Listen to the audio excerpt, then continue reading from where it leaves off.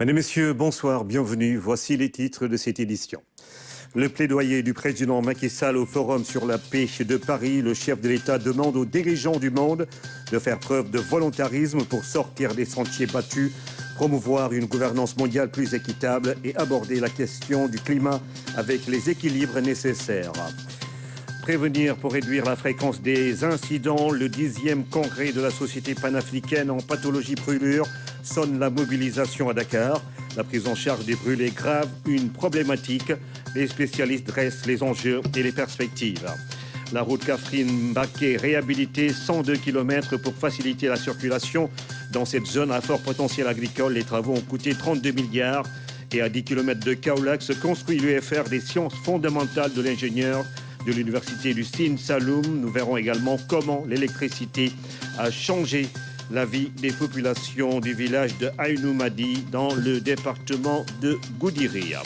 La bataille pour la préservation du lac Rose ne faiblit pas. Techniciens et scientifiques veulent redonner à ce plan d'eau sa couleur. L'État mène le combat avec les populations. Les exploitants du sel et les acteurs du tourisme nourrissent l'espoir de reprendre leurs activités. Aliou Cissé maintient son groupe.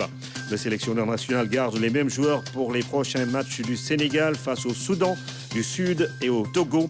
Publication de la liste des 24 joueurs ce vendredi alors que s'ouvrait en Indonésie la 19e édition de la Coupe du Monde des moins de 17 ans. Bienvenue à tous. Gouvernance équitable, pacte financier mondial, climat. Le président Macky Sall plaide pour plus de volontarisme de la part des pays développés. Au Forum sur la paix de Paris, le chef de l'État a encore défendu les intérêts de l'Afrique et appelé à plus de justice pour faire face aux défis du monde. Le président Macky Sall qui a été choisi comme envoyé spécial pour le suivi du pacte de Paris pour les peuples et la planète. Lamine Touré. Un multilatéralisme engagé en faveur de la paix. Paris en a fait un levier de sa diplomatie. Ce forum sur la paix porte encore les enjeux d'une question cruciale, celle de nouveau pacte financier mondial. Le président Macky Sall a pris part à cette rencontre en tant que grand défenseur des intérêts du Sud, tout en posant les jalons d'un réalisme politique dans le suivi des conclusions du dernier sommet de Paris. Si nous voulons sortir des chantiers battus, il nous faudra être à la fois volontariste, comme vous l'êtes, volontariste et réformateur pour changer de paradigme. C'est par volontarisme que le G20 a pu admettre l'Union africaine en son sein. Et je dois également féliciter les deux leaders, les premiers qui ont soutenu cette position lorsque je l'ai posée en Allemagne, lors de la réunion du G7, c'était toi, Emmanuel, et Charles Michel. Ensuite, tous les leaders du G20 ont soutenu cette initiative qui a pu être actée au bout de 13 mois. 13 mois entre la demande et l'adhésion. Donc, c'est dire que il est possible de faire des changements. Des changements de la gouvernance mondiale. Le secteur financier international a lui aussi bougé de manière positive. Pour le président Macky Sall, ces mécanismes d'assouplissement des ressources permettent aux pays du Sud de soutenir leurs besoins de financement. Le Fonds monétaire international vient de le prouver également lors des dernières assemblées générales à Marrakech, où on a décidé de l'augmentation des ressources du fonds de façon substantielle et aussi d'octroyer un 3e siège à l'Afrique. Je pense très bientôt, lors de la réunion des gouverneurs en décembre, on pourra augmenter les quotes-parts. Bravo, Kristalina et toute l'équipe du Fonds monétaire. Ça veut dire que quelque chose est en train de bouger.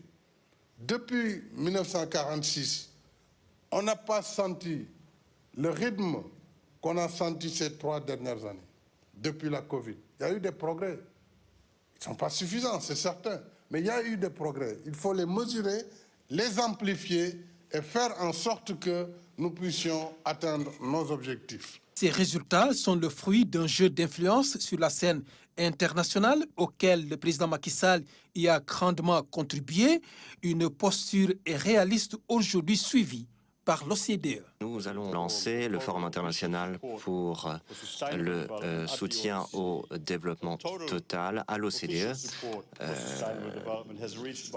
Ce soutien a atteint 400 milliards de dollars par année, avec environ un peu plus de 200 milliards en assistance officielle. L'autre question abordée lors de ce forum est relative au climat. Ici encore, le chef de l'État est resté constant pour ce qui est de l'utilisation rationnelle des ressources naturelles. La question du climat aussi, c'est une question de justice. On ne peut pas décemment demander à des pays où la moitié de la population, la moitié, n'a pas accès à l'électricité, qui ont des ressources de leur sous-sol, du gaz en abondance, leur dire vous ne pouvez pas l'exploiter. Nous n'allons pas financer l'exploitation de votre gaz puisque ce sont des ressources fossiles. Il y a quelque chose qui ne va pas. Pendant ce temps, ce gaz, il est liquéfié, mis dans des bateaux pour aller alimenter l'énergie du Nord. Donc c'est là où il y a quand même une injustice qui est criarde et qui nécessite quand même de remoduler et de rééquilibrer un peu cette question du financement de l'énergie fossile.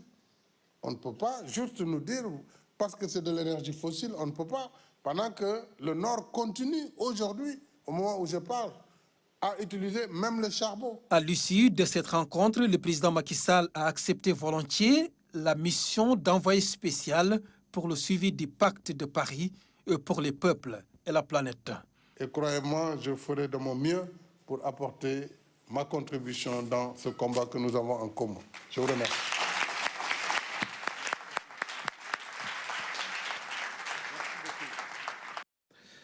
Le président Macky Sall et son homologue français Emmanuel Macron se sont aussi prononcés sur la fiscalité internationale dans l'aide au développement. Les voici au micro de nos envoyés spéciaux, Pabiran Biguignaï et Laj Malignan. C'est aussi une plateforme qui permet de construire des accords très larges. Et sur la fiscalité internationale, par exemple, les grands accords qu'on a pu conclure ont été faits grâce à cette capacité. Donc je pense que c'est une plateforme parfaite pour travailler en synergie avec le 4P et pour en assurer justement le secrétariat. Pour nous du Sud, aujourd'hui, vraiment, notre combat, ce n'est pas tellement l'aide publique au développement. Certes, il faut encore faire des efforts. Mais là, le besoin est tellement important qu'on ne peut pas résoudre nos problèmes avec l'aide publique au développement. Pour nous, il faut réfléchir ensemble sur des mécanismes de mobilisation de plus de ressources à des conditions plus adoucies. Mia Modley l'a dit, il nous faut emprunter sur de plus grandes durées, il nous faut rembourser sur des délais plus longs, il nous faut des taux d'intérêt plus bas. C'est tout ce que nous demandons.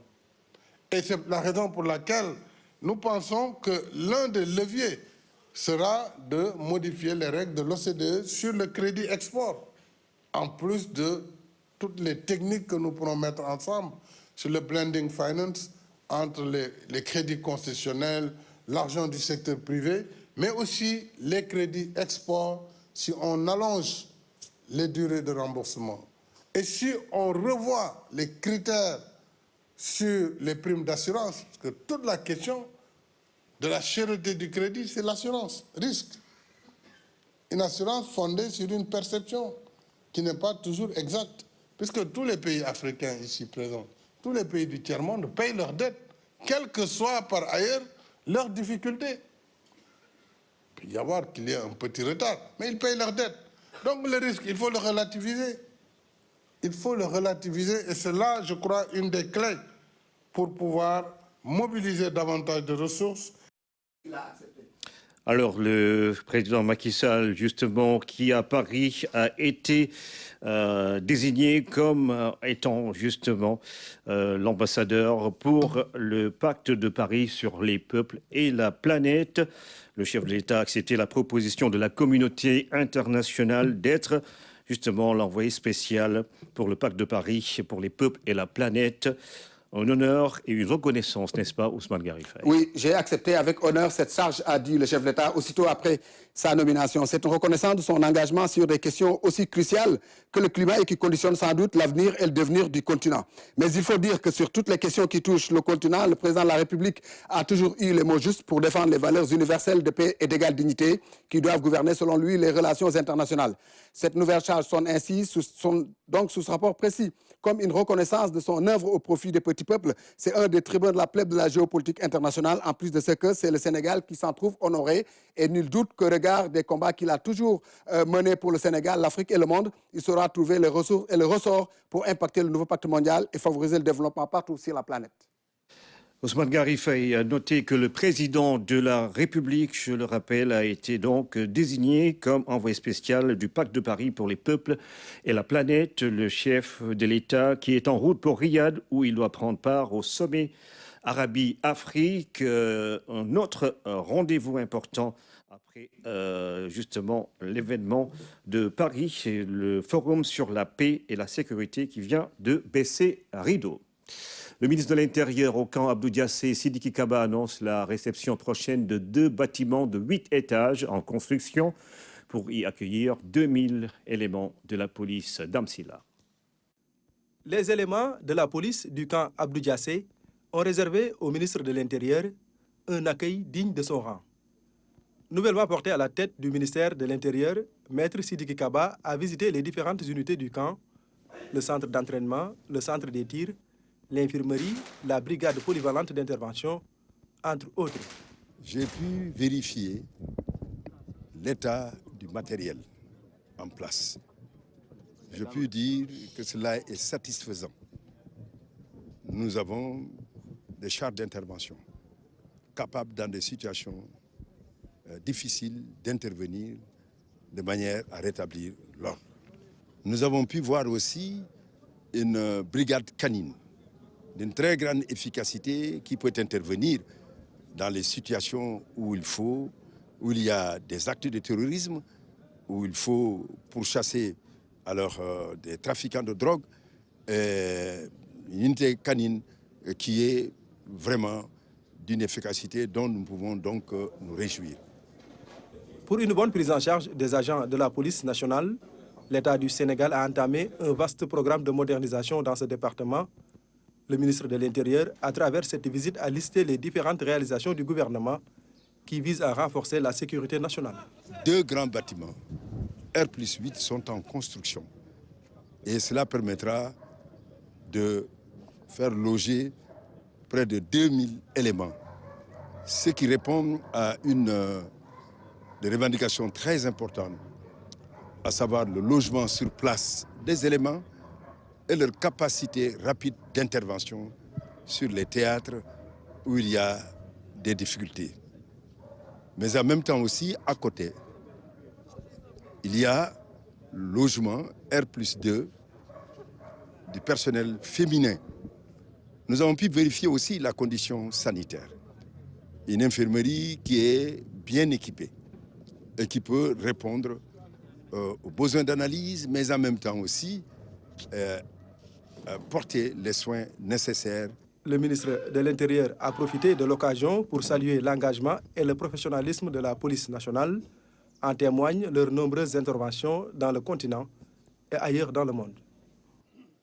Les grands brûlés au cœur des préoccupations. Comment mieux prévenir les incidents ou accidents, assurer une bonne prise en charge? Tels sont les enjeux. Le 10e congrès de la Société africaine en pathologie brûlure évoque également la question de la formation des spécialistes et dresse des perspectives. Fanta Badji. Les brûlures graves, des traumatismes sévères, cutanés, corporels, psychologiques, qui exigent une intervention médicale rapide par une équipe pluridisciplinaire. Urgentistes, anesthésistes, réanimateurs, chirurgiens, plasticiens, infirmiers, des professionnels en première ligne dans la prise en charge des brûlures graves. À ces assises de Dakar, ils vont trouver des solutions simples et efficaces pour traiter ces blessures d'origine thermique, chimique ou électrique. Nous avons mis l'accent déjà sur la prévention. Pourquoi il y a brûlure? Quelles sont les causes de brûlure? Mais également, qu'est-ce qu'il faut faire comme premier acte en cas de brûlure? Quand on n'a pas suffisamment de moyens, il faut savoir encadrer et beaucoup investir sur la sensibilisation pour une prévention passive et active. Donc avoir moins de cas, sécuriser nos populations, les mettre dans une posture de prévention, donc moins d'incidents, améliorer l'incidence, la fréquence de ces accidents. Diverses thématiques seront abordées durant les travaux. Les complications liées au traitement des brûlures graves seront identifiées et les différents procédés harmonisés. En faisant de telle sorte que nos préoccupations en tant que pays à moyens limités, qu'on soit dans l'adaptabilité, à savoir l'adaptation des protocoles. N'empêche, on a toujours l'œil sur les dernières techniques. Savoir bien faire maintenant et avoir l'ambition de faire mieux. Il n'y a plus rien à démontrer en termes de ressources humaines de qualité qu'on a aujourd'hui au niveau du Sénégal. Mais il va falloir encore une réorganisation des services. Il va falloir beaucoup de méthodes, de méthodologies, parce qu'en réalité, vous savez, ce sont des camps qui vont coûter excessivement cher en termes d'intrants. Donc comment organiser les populations autour des mutuelles de santé, autour d'associations, pour que cette prise en charge, qui est extrêmement coûteuse, puisse également être développée, mais également soutenue. Le Sénégal a connu des incidents tragiques ayant causé des brûlures graves chez les victimes. Dans les ménages, les entreprises, un peu partout, la menace est réelle. Avec l'avènement de l'exploitation du pétrole et du gaz, la problématique est inscrite au rang de priorité. Nous sommes aujourd'hui en train d'ouvrir, certes dans les hôpitaux qui existent déjà, il y a des petites unités de prise en charge, mais on aura avec l'ouverture de l'hôpital de Dantec, l'hôpital de Tivaouane, l'hôpital de Saint-Louis, de grands centres de brûlés, à côté vraiment du centre également qui est en train d'être construit au niveau de l'hôpital principal de Dakar.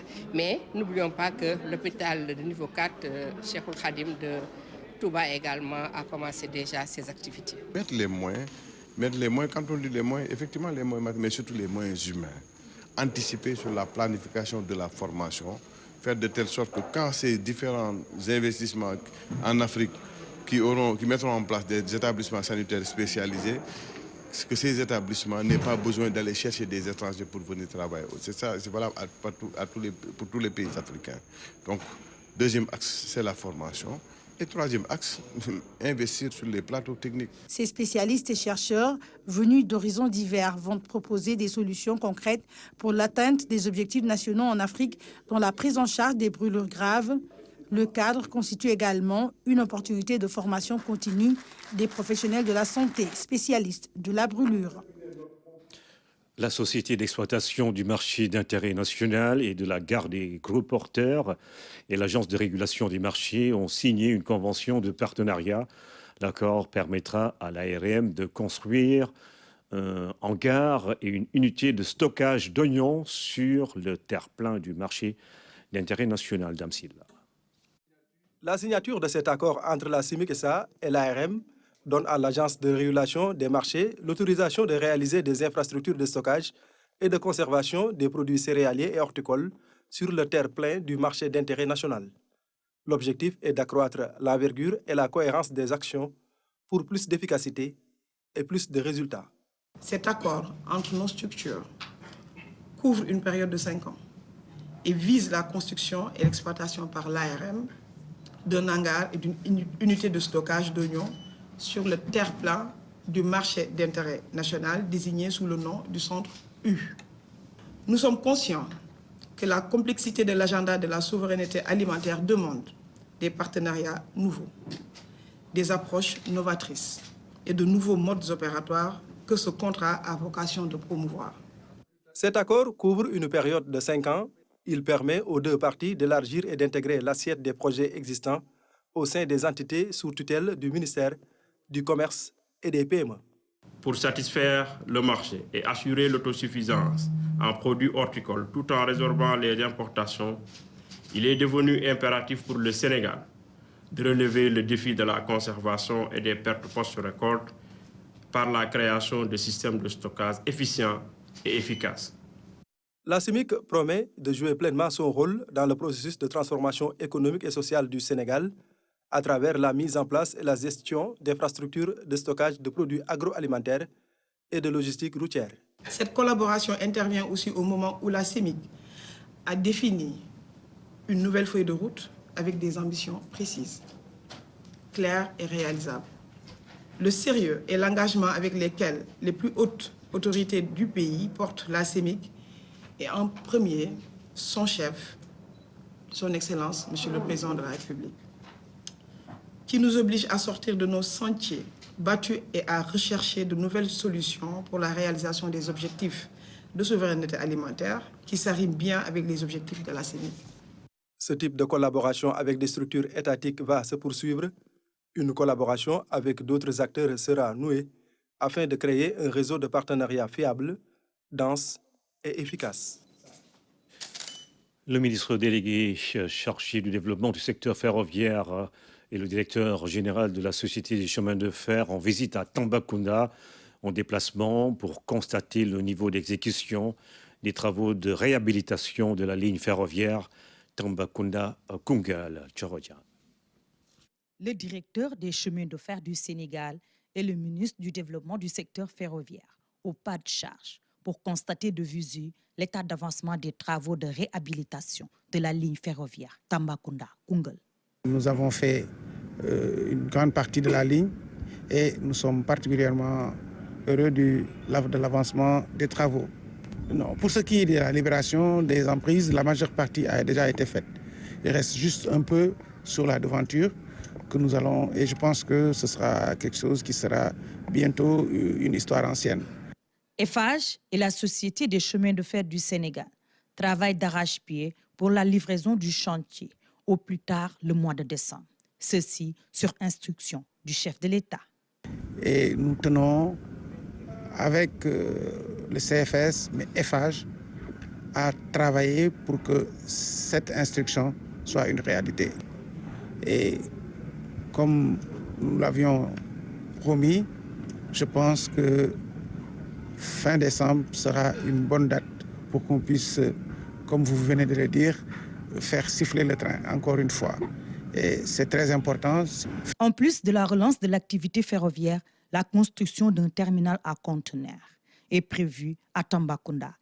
La construction de ce terminal à conteneurs que nous avons juste derrière nous, je pense que d'ici décembre, ce sera un package complet qui nous permettra de démarrer les activités économiques qui permettront de régénérer non seulement toute la ligne de Thiès à Tamba, toutes les gares, toutes les villes ayant des gares, mais également, surtout aussi, régénérer l'activité économique de la ville de Tambacounda. La livraison de tous ces chantiers va contribuer au développement des activités économiques à Tambacounda et même dans la sous-région. Catherine Mbaké, la route qui relie ces deux villes est réhabilitée. 102 km pour désenclaver les localités situées sur cet axe. Et c'est tout un potentiel économique dans cette partie du bassin arachidier qui devrait être valorisé. Coût des travaux, 32 milliards. Ibrahim Ndong l'a emprunté. Le plaisir de rouler sur une route bien faite. L'axe Catherine Mbaké, déjà opérationnel et ouverte à la circulation. Elle s'étend sur une distance de 100 km et offre beaucoup de commodités. On a fait une nouvelle structure avec une couche de fondation en latérite crue de 15 à 39 cm d'épaisseur selon les zones pour essayer d'optimiser. Et une couche en latérite traitée au ciment de 20 cm avec un revêtement de 5 cm en béton bitumineux. Pour la reprise de la structure, la route a été élargie de 6 mètres à un gabarit de 7,20 mètres. Le seul souci est d'être aux normes actuelles et de lutter d'une manière efficace contre les accidents. Les croisements, c'est beaucoup plus dangereux, donc il y a beaucoup plus d'accidents frontaux quand la route est trop étroite.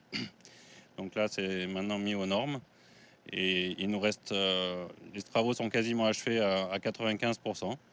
Et il nous reste surtout la signalisation. En attendant la signalisation et les autres accessoires, les usagers apprécient positivement la réhabilitation de ce tronçon. Des routes de bonne qualité, c'est tout ce que les chauffeurs souhaitent. Les mauvaises routes sont pour la plupart à l'origine de nos difficultés. Nous disons merci aux autorités. Pour la réhabilitation de cette route, l'État a dû casquer fort. Une enveloppe de 32 milliards a été mise sur la table.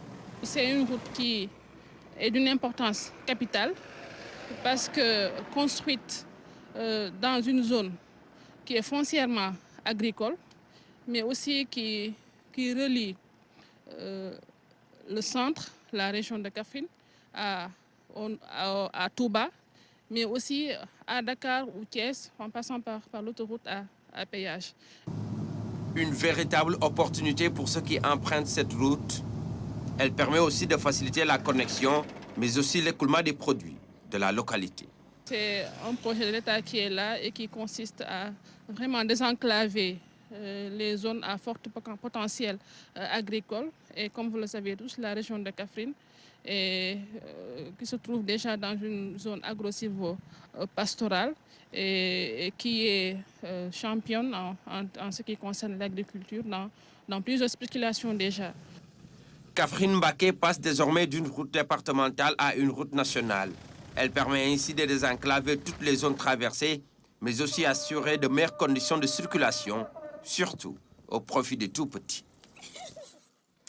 À Mbadakhoune se construit actuellement l'UFR des sciences fondamentales de l'ingénieur. Le bâtiment fait partie de l'université du Sine Saloum El Hadj Ibrahima Niass, loin des bruits de la ville, en chantier qui est à sa première phase. Notre reporter Abdoulaye Sinkaré nous le fait découvrir.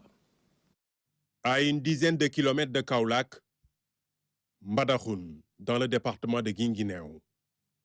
Il faut traverser la localité, parcourir des pistes au milieu d'une végétation d'épineux pour arriver sur le site de l'université du Sine Saloum El Hadj Ibrahima Niass. Des bâtiments flambant neufs ont fini de sortir de terre pour abriter l'UFR des sciences fondamentales de l'ingénieur. Voilà, pour le 1, là actuellement on est sur le site de Mbadakhoune où on construit une seule UFR, l'UFR sciences fondamentales pour l'ingénieur. Et ce projet, on est en construction ici. Et on a 6 amphithéâtres de 250 places, 2 amphithéâtres de 500 places. En plus de cela, on a des laboratoires TP, des halls technologiques et aussi on a des bâtiments à usage administratif, à savoir l'admin UFR pour le bureau des professeurs, pour le bureau du personnel PATS. Aussi, on a le bureau, on a le bâtiment, comment dirais-je, le rectorat. Voici la bibliothèque centrale. Elle fera face à l'entrée principale du campus. Ces bâtiments composent la première phase du chantier qui en compte 2. Cette phase est déjà à terme, ou presque à terme, parce que nous avons même commencé à livrer certains de ces bâtiments. Donc, concernant la deuxième phase, les travaux sont en cours concernant le mur de clôture, la colonnade, aussi bien dit rue couverte, et l'entrée principale de l'université. Donc, cette phase est actuellement en cours. La deuxième phase, qui n'a pas encore démarré, comprend des éléments tout aussi essentiels comme la voirie. Pour parler de voirie, nous n'avons pratiquement pas débuté cette phase. Mais nous pouvons dire que la deuxième phase, elle est déjà débutée. Parce qu'elle ne concerne pas seulement la voirie, mais de l'aménagement intérieur, de tout ce qui est mur de clôture, des entrées principales et des stations de traitement et d'épuration. On a aussi des bassins, voilà, des châteaux d'eau. Donc, hormis la voirie, nous avons déjà débuté la deuxième phase. L'architecture des bâtiments est bien pensée. Elle enfonce ses racines dans le patrimoine africain avec des matériaux écologiques dans cette zone qui connaît les rigueurs du climat. L'architecture de ces bâtiments, elle est un peu différente de ce qu'on a l'habitude de voir ici au Sénégal. Nous pouvons dire que ces bâtiments ont été réalisés de manière très écologique pour permettre de pouvoir nous mettre en avant et de mettre l'architecture africaine en avant. Si vous voyez les bâtiments, comment ils ont été faits, vous allez sentir nettement la différence. Les bâtiments administratifs et les amphithéâtres sont déjà équipés avec du matériel de dernière génération. Actuellement, on a fini tout ce qui est gros œuvres. Tout ce qui est construction, on l'a terminé. On était au niveau de l'installation de seconde œuvre, à savoir le mobilier, les écrans numériques et tout. Même tout ce qui est mobilier, table, banc, chaises, bureaux des professeurs, tout a été installé. Maintenant, il reste les écrans numériques au niveau des amphithéâtres. Le site d'Mbadakhoune constitue le lot 1 du projet. Le lot 2 est composé des campus de Fatick et de Kaffrine, dont les travaux sont en cours. Des dizaines de villages électrifiés dans le département de Goudiri, c'est le plus vaste de la région de Tambacounda. À Aïnoumady, par exemple, l'accès à l'électricité a radicalement changé le quotidien des populations quand la lumière jaillit au fin fond du Sénégal. C'est un reportage de Tidiane Cissé. Aïnoumady, l'un des derniers villages de Goudiri à avoir bénéficié de l'électricité grâce à l'État du Sénégal à travers l'Agence sénégalaise de l'électrification rurale. Et avant tout, d'abord, je dis merci pour son excellence, Monsieur le Président Macky Sall. Notre village a été électrifié au mois de février passé, pendant le JR de Aïnoumady. Donc, on est tellement fiers de ça, on est tellement fiers encore de ça. Donc aussi, les élèves vont apprendre dans les lumières sans avoir de lampe en torche. Les enfants vont regarder des Mickey comme ça fait plaisir quoi, ça fait plaisir. Depuis l'électrification du village en février dernier, la vie a complètement changé à Aïnoumady. La joie est totale, les élèves n'ont aucune difficulté maintenant pour apprendre les leçons. Dans les maisons, le petit écran a chassé la solitude.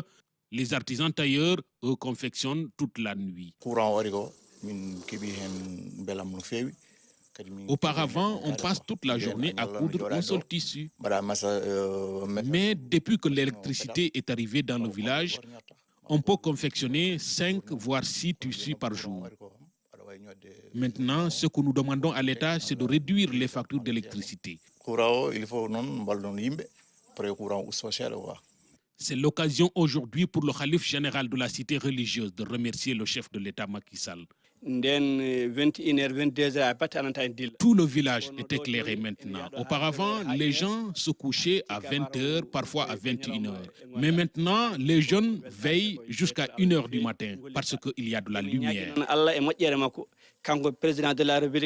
C'est pourquoi Aïnoumady ne remercierait jamais assez le président de la République Macky Sall. Que le Tout-Puissant Allah lui soit reconnaissant, lui et son gouvernement.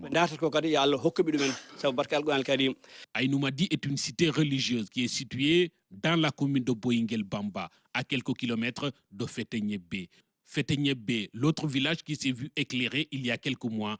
Aujourd'hui, on a trouvé la lumière, parce qu'à chaque fois, si on voit les serpents qui viennent sur nous, on a la lumière, on voit très bien. Aussi, en même temps, s'il y a les voleurs qui nous viennent, on va les voir. Donc, facilement. Donc, la lumière, c'est bien. La lumière, c'est deux. La lumière et l'eau qui protègent la personne.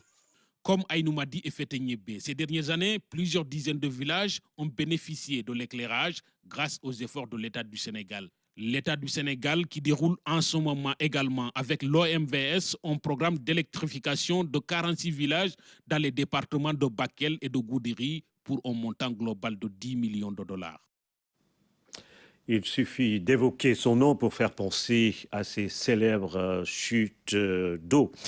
Ces chutes d'eau de Dindéfelo. Kédougou a ses charmes, certes, mais cet endroit est sans doute celui qui attire le plus les regards et les touristes. On peut y vivre une expérience inoubliable au cœur de la nature, à l'état brut, à proximité des chimpanzés. 12 villages se sont donc ligués pour préserver cette merveille du sud-est du Sénégal. Dindéfelo, un regard de Fatimata Panelba. La région de Kédougou, c'est une verdure aux allures équatoriales qui se déploie sous les yeux du visiteur. Pour les nouveaux venus dans la région, c'est la belle découverte d'une population qui vit en parfaite symbiose avec la nature charmante et verdoyante. Le fleuve qui porte le nom d'un pays voisin, la Gambie, rafraîchit un peu l'air. Un paysage unique au Sénégal. Et pour mieux découvrir les merveilles de Kédougou, nous nous rendons à Dindéfelo, à 35 km du centre-ville. pour découvrir les célèbres chutes d'eau du même nom. Mais ces chutes ne se laissent pas découvrir aussi facilement. Il faut une quarantaine de minutes de marche sur des sentiers sinueux et caillouteux à travers la forêt pour rejoindre la cascade naturelle. Après le silence animé de la forêt pour les amoureux de la nature, la chute d'eau se découvre.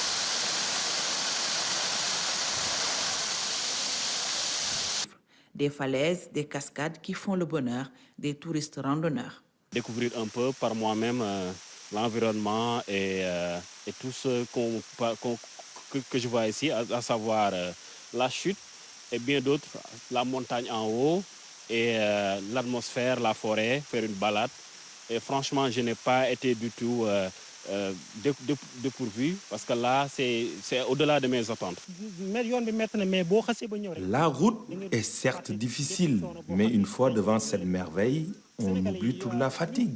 J'invite les Sénégalais à découvrir leur beau pays qui regorge de beaucoup de ressources. Et pour cela, il faut sortir pour les connaître.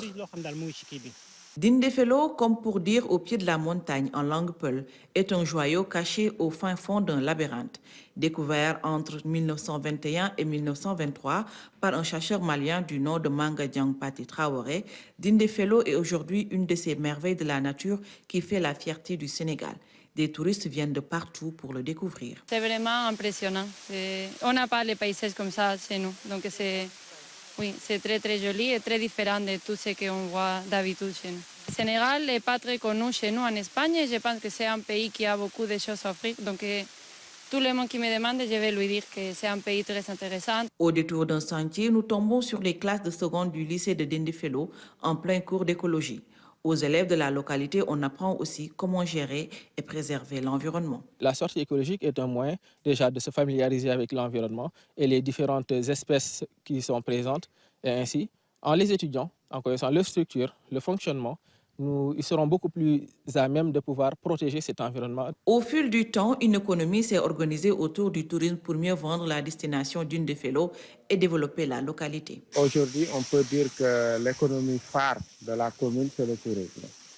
Depuis des années, des touristes viennent ici. Avant, il n'y avait pas de campement, il n'y avait rien. Donc, en 1989, les villageois se sont mobilisés. On demandait à l'État à ce qu'on puisse faire payer les touristes qui viennent, ne serait-ce que des droits de visite, pour aider un peu les populations à subvenir aux besoins communautaires. Donc c'est comme ça que nous avons commencé à créer des campements. Moi j'étais un guide et maintenant j'ai un campement. Donc tout ça c'est dû au tourisme. Donc aujourd'hui il y a beaucoup de jeunes qui vivent de ça, d'une manière ou d'une autre. Il y a beaucoup de jeunes aussi qui à travers ça ont pu voyager. On peut se marier avec des occidentales. Donc vraiment, c'est une activité très rentable pour la commune de Dindéfelo. Pour les droits de visite, les touristes, ils payent 2000 francs. Maintenant, les locaux, ils payent 1000 francs. Hormis la cascade, la localité a sa réserve naturelle communautaire composée de chimpanzés, d'oiseaux et d'espèces mammifères. Et pour mieux intégrer et comprendre les lieux, un détour dans le centre d'accueil de la réserve de Dindéfelo s'impose. C'est une réserve qui est composée de 12 villages et qui couvre une superficie de 14 000 hectares. Elle a été créée en 2010. Donc, les cases que vous voyez là, ce sont les différents campements qui se trouvent ici pour des clients qui désirent rester plusieurs jours. Et les numéros, ce sont des sites que vous pouvez visiter dans la réserve. Notre particularité est qu'on a des villages qui se trouvent au bas du plateau et des villages qui se trouvent sur le plateau, juste en limite avec la frontière de la Guinée-Conakry. Ce sont ces populations-là qui se sont unies autour d'une convention locale dans le but de protéger et de conserver des animaux qui sont en danger critique de disparition. Depuis quelque temps, l'accès au village jadis très difficile de Dindéfelo est beaucoup plus facile grâce à cette route en cours de construction longue de 23 km qui relie Bandafassi à la commune. Vous seriez là l'année dernière, en ce moment-là, vous auriez dû faire 1h30, voire 2h pour arriver au village. Aujourd'hui, à 30-40 minutes, vous êtes au village. Donc, c'est un impact énorme. Il y a beaucoup aussi de touristes qui venaient, qui, à cause de l'état de la piste, parfois les décourageaient à venir jusqu'ici. Et aujourd'hui, même les petites voitures peuvent venir jusqu'ici, alors qu'avant, il n'y avait que des 4x4 qui pouvaient venir, surtout pendant l'hivernage. À un moment donné, on était presque coupé du Sénégal. Mais aujourd'hui, On remercie vraiment le président Macky Sall. On remercie vraiment toutes les autorités administratives pour vraiment la réalisation de cette route. La région de Kédougou reste pour le Sénégal une vitrine authentique où on retrouve encore les merveilles de la nature que les habitants essaient de préserver à tout prix. Nous évoquions dans une de nos éditions l'état du lac Rose qui se dénature et se dégrade. Sa couleur a changé du fait des actes que posent les hommes. Les acteurs du tourisme, les exploitants du sel et les défenseurs de l'environnement avaient sonné l'alerte. Aujourd'hui, l'État, les scientifiques, les techniciens et les populations engagent la bataille pour redonner à ce plan d'eau son lustre d'antan. Mariam Beramba. Le résultat d'un prélèvement à 6 mètres de profondeur. D'un côté, une bouteille incolore, de l'autre, un contenant à la couleur rose. 2 échantillons tirés du lac Rose. Ces 2 bouteilles ont été prélevées ici, sur le même point. La bouteille où on a la couleur transparente, elle a été puisée en surface. Et la bouteille où on a la couleur rose, elle a été puisée en profondeur. Donc, parce que tout simplement, les 2 eaux ne se mélangent pas. Elles se superposent, on appelle ça la stratification. Une bonne nouvelle donc pour les inconditionnels du lac Redba. Les eaux de pluie ne se sont pas mélangées à celles du lac. Mais comment expliquer un tel phénomène? Dans un lac, la stratification peut être expliquée par plusieurs facteurs. En général, c'est thermique, la température. Mais ici, au-delà de la température, il y a aussi la densité liée à la composition chimique. Nous avons fait des mesures de conductivité et de pH. La conductivité dans le fond est 2 fois supérieure à la conductivité en surface. Et dans le fond, on a de l'acidité, donc un pH entre 6 et 6,5. Et en surface, on a un pH environ de 8, donc un pH alcalin. Donc cette différence de température, cette différence de salinité, mais également, cette différence d'acidité montre qu'on a un gradient. Et ce gradient-là fait que les 2 eaux peuvent se superposer. Ce qui explique 2 zones distinctes dans le lac, le mixolymion et le monomolymion. Les recherches menées par les scientifiques de l'IFAN ont permis également de découvrir la présence d'une algue de couleur rouge, autre que celle traditionnellement connue dans le lac. On a aussi observé une autre espèce qui peut aussi, dans certaines conditions, donner la couleur rose. Donc on s'est aussi posé des questions. Quel rôle vraiment joue cette 2e espèce dans la coloration du lac? Et c'est quelle espèce? C'est une espèce du genre Poriferdium. Voilà, c'est une micro-algue rouge qui peut sécréter les mêmes pigments avec la première espèce qu'on appelle Dunanella salina pour donner une couleur rose au niveau du lac. Le prélèvement a été fait à l'aide de cette bouteille fabriquée par ce guide. J'ai commencé d'abord par trouer cette bouteille en haut et du coup introduire le bâton qui me permet de le fixer au sol. Et une fois la bouteille remplie, cela me permet d'avoir le résultat escompté. Cette couleur qui domine aujourd'hui le lac ne décourage pas pour autant les visiteurs, même s'ils souhaitent revoir au plus vite la couleur rose qui caractérise le lac. Oui, il y avait de l'eau rose sous le lac. Oui, il nous a montré ça. C'était très surprenant. On ne s'y attendait pas. Mais c'est un peu dommage quand même que le lac ne soit pas rose. Dans une dynamique de retrouver la coloration normale, ce dispositif de pompage est mis en place par les autorités pour accompagner le comité de gestion du lac. L'année dernière, avant le soutien de l'État, par nos propres moyens, on avait essayé de faire baisser le niveau de l'eau et on avait réussi. Mais malheureusement, on n'a pas pu continuer parce que les moyens ne suivaient pas. Mais cette fois-ci, c'est l'État qui a pris tout en charge.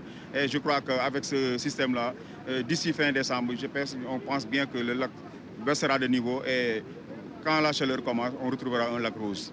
Pour relever le défi, des machines de capacités différentes sont mises à la disposition des acteurs pour accélérer le pompage. La capacité de la machine, c'est 1200 m3/h. Présentement, on a allumé la petite machine parce que la grande machine, c'est l'électricité qui pose problème. On est en train de voir comment augmenter l'intensité. Je crois qu'avec la grande machine, dans un mois ou 45 jours, on peut arriver à notre souhait. L'espoir renaît ici au Lac Rose suite aux engagements pris par l'État du Sénégal le 31 octobre dernier.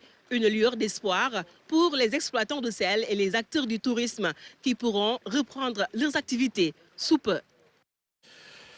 La délégation de l'ADPME en Égypte a effectué ce vendredi une visite de travail à l'ambassade du Sénégal. Les pays justement présents au pays des pharaons présentent de nombreuses opportunités, et notamment les PME sénégalaises envoyés spéciaux au Caire, Khadija et Amadou Diallo. L'IATF, foire commerciale intra-africaine, est organisée dans un grand pays transcontinental à cheval entre l'Afrique du Nord-Est et l'Asie de l'Ouest. L'Égypte est située sur la côte sud de la Méditerranée orientale. Avec 104,9 millions d'habitants en mai 2023, l'Égypte est le troisième pays le plus peuplé d'Afrique. Sa superficie est de plus d'1 million de kilomètres carrés. La population est fortement concentrée sur les côtes. En Égypte se trouve au Caire, à la rue Farid Abdelmonem, Riyad, Mohaddessine. Elle a été ouverte en 1962. Dans cette séance de travail avec la délégation de l'ADPME, l'ambassadeur a abordé plusieurs axes de coopération entre le Sénégal et l'Égypte, notamment le renseignement militaire, le tourisme, l'habitat ou encore l'agriculture. Il est également prévu une coopération entre l'ADPME et l'Agence égyptienne des toutes petites et moyennes entreprises et l'ouverture d'une ligne directe entre le Caire et Dakar. Autant d'opportunités à saisir pour les PME sénégalaises. Inauguration d'une usine de glace à Diourbel, c'est la première dans cette partie du Sénégal. Il faut dire que c'est un pas en avant pour un maillage territorial national en termes d'accès démocratique à ce liquide solide pour une bonne conservation des produits halieutiques. Ousmane Doye. Une nouvelle infrastructure, une nouvelle sensation pour façonner l'avenir.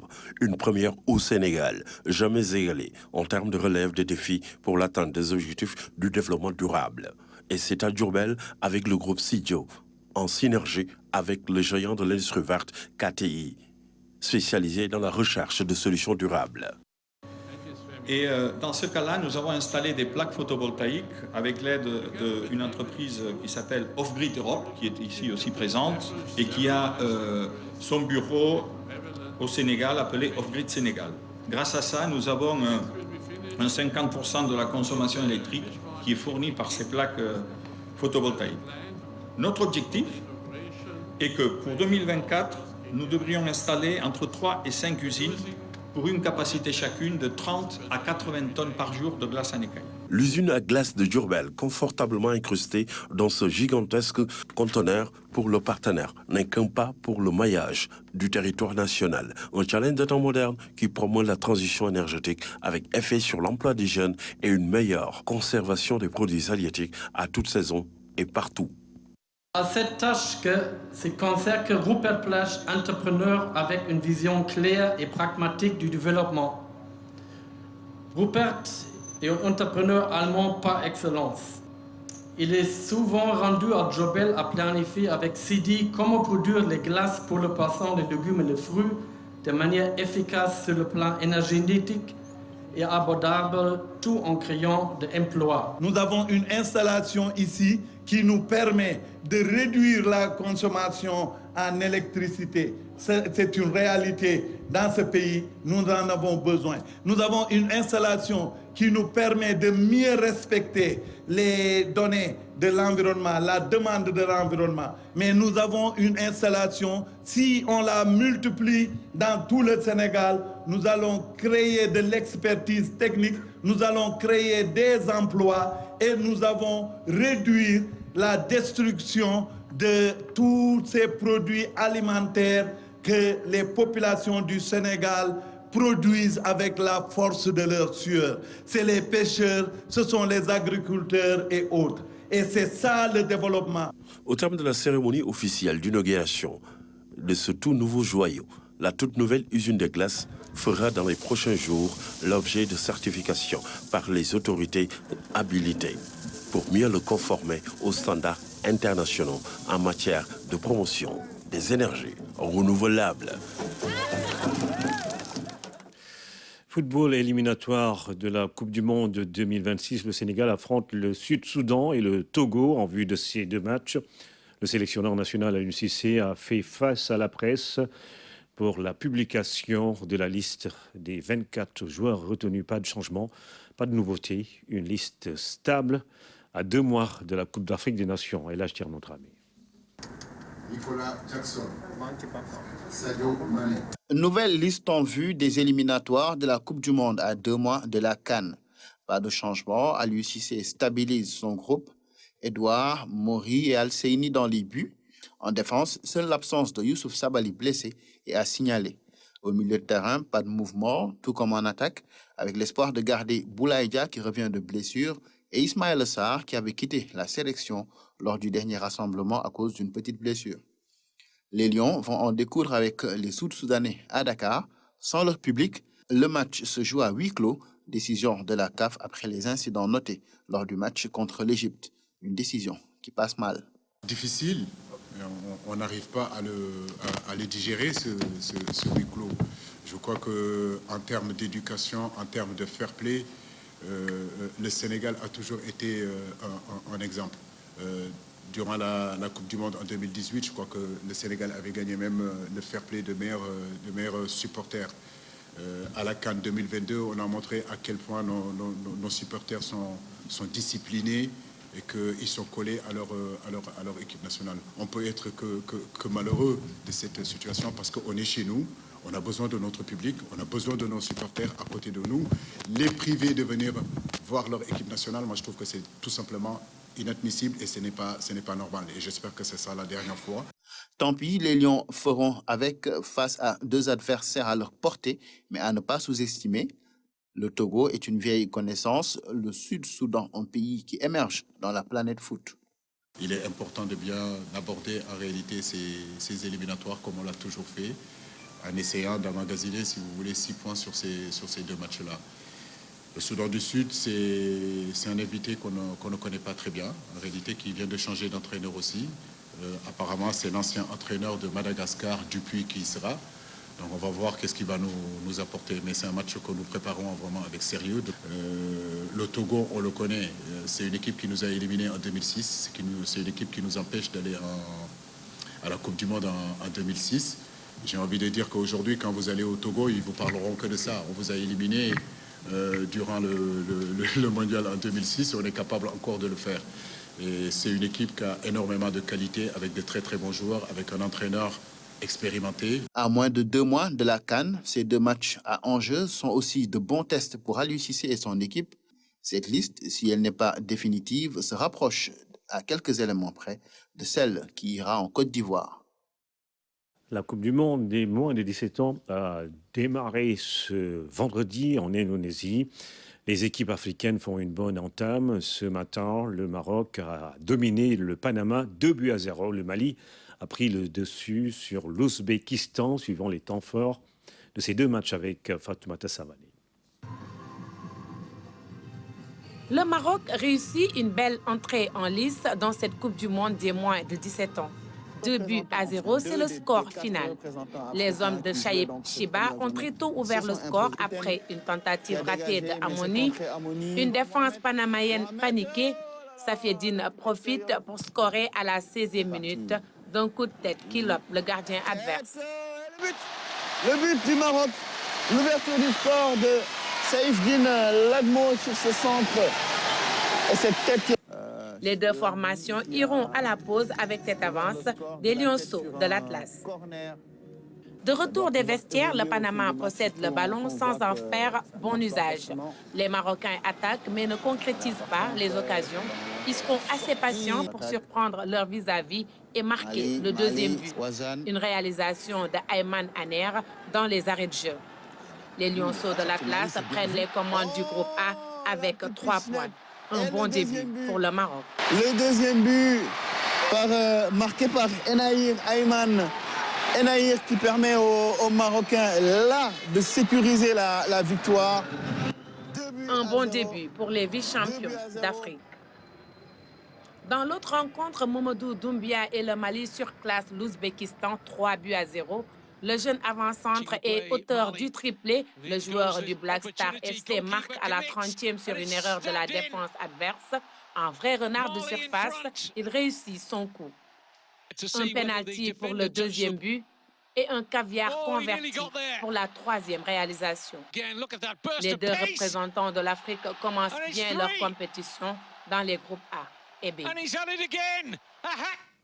Début donc de la Coupe du Monde des moins de 17 ans, l'Indonésie, pays hôte, a fait match nul avec l'Équateur. Un but partout. Ce vendredi, le Sénégal entre en lice. Demain, samedi, ce sera face à l'Argentine. Coup d'envoi à 12h. GMT, une rencontre à suivre en direct sur la RTS, à suivre également juste après le journal. L'émission C'est tout. Les débats portera sur le consommé local.